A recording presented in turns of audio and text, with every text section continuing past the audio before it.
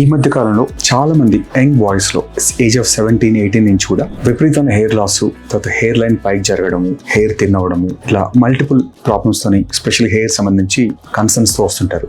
వీళ్ళకి జనరల్గా వీళ్ళు కొన్నిసార్లు హాస్టల్స్ ఉండుంటారు, లేదంటే అవుట్ ఆఫ్ స్టేషన్ ఎక్కడో బయట వేరే దగ్గర చదువుకోవడము, ఎడ్యుకేషన్ పర్పస్.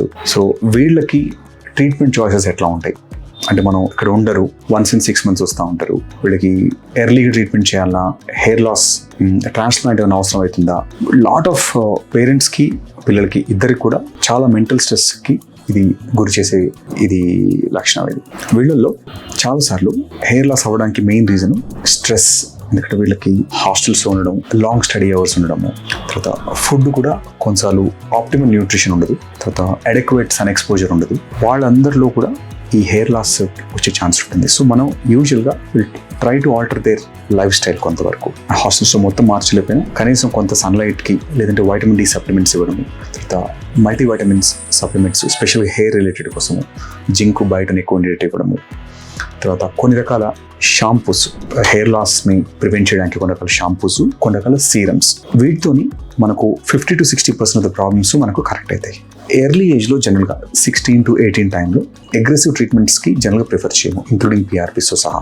కొంతమందిలో ప్యాటర్న్ లాస్ ఆల్రెడీ ఉండి, అంటే పేరెంట్స్లో స్ట్రాంగ్ జెనెటికల్గా ఫాదర్కి, గ్రాండ్ పేరెంట్స్కి ఉండి ప్యాటర్న్ లాస్ కనుక ఎస్టాబ్లిష్ అయితే వాళ్ళల్లో మనము వీ స్టార్ట్ ఈవెన్ మినాక్సిడిల్. అంటే ప్యాటర్న్ లాస్ ఇది జనరలైజ్ లాస్ కాదు, అంటే వైటమిన్ డెఫిషియన్సీ వల్ల వచ్చిన లాస్ కాకుండా మెయిన్ ప్యాటర్న్ లాస్ అయితే మాత్రం వాళ్ళలో మనం మినాక్సిడిల్తో పాటు కొన్నిసార్లు డిహెచ్డి ఎక్కువ ఉంది అనిపిస్తే విత్ ఫినాస్ట్రైడ్ కూడా మనం స్టార్ట్ చేస్తాం. అప్ టు 21 వరకు we try to prevent any aggressive procedures.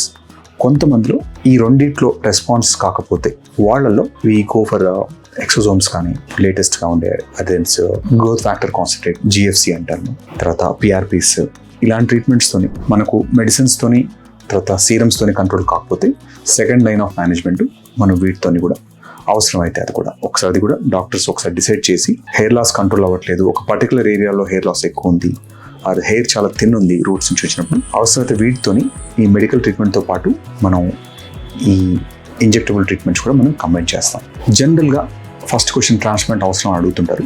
జనరల్గా ట్రాన్స్ప్లాంట్ మనం ప్రివెంట్ చేయడానికి ట్రై చేస్తాం. తప్పని పరిస్థితుల్లో, అంటే బాగా హెయిర్ లైన్ బాగా వెళ్ళిపోయింది, అప్పుడు 20 years ప్లస్ తర్వాత హెయిర్ లైన్ జరిగిపోయింది, ఇంకా హెయిర్ లైన్ ముందుకు రాదు అన్న టైంలోనే అప్పుడు అవసరమైతే కొంచెం హెయిర్ లైన్ని మనం లోవర్ చేయడం జరుగుతుంది, అది ట్రాన్స్ప్లాంట్ ద్వారా. సో ఎర్లీ కనుక మీరు మీ నియరెస్ట్ డెర్మటాలజిస్ట్ని కానీ, లేదంటే హెయిర్ స్పెషలిస్ట్ని కలిసి ఈ వైటమిన్స్, సప్లిమెంట్స్, ఈ హెయిర్ లాస్ షాంపూస్ కనుక స్టార్ట్ చేయగలిగితే చాలా వరకు ఈ ప్రాబ్లమ్స్ మనం ఇంటి దగ్గర నుంచి మేనేజ్ చేసుకొని మనం రివర్స్ చేసుకోగలుగుతాం. ఒక కన్సల్టేషన్ సరిపోతుంది. మేబీ అవసరమైతే ఒక 2-3 months తర్వాత ఆరు వాళ్ళు హాస్టల్ నుంచి వచ్చినప్పుడు ఒక ఫాలోఅప్ సరిపోతుంది. సో మీ ఇంట్లో ఎవరైనా ఇట్లాంటి ప్రాబ్లమ్స్ సఫర్ అవుతున్నా, ఆర్ మీలో ఎవరికన్నా ఇలాంటి ఇష్యూస్ ఉన్నా సరే మీ డెర్మటాలజిస్ట్ కానీ, లేదంటే రీడిఫైన్ కస్టమర్ కేర్ కాన్సెప్ట్ మీరు ఒకసారి కలిస్తే మీ పర్టికులర్ ప్రాబ్లం ఐడెంటిఫై చేసి దానికి తగ్గట్టుగా మనం ట్రీట్మెంట్ ఇవ్వడం జరుగుతుంది.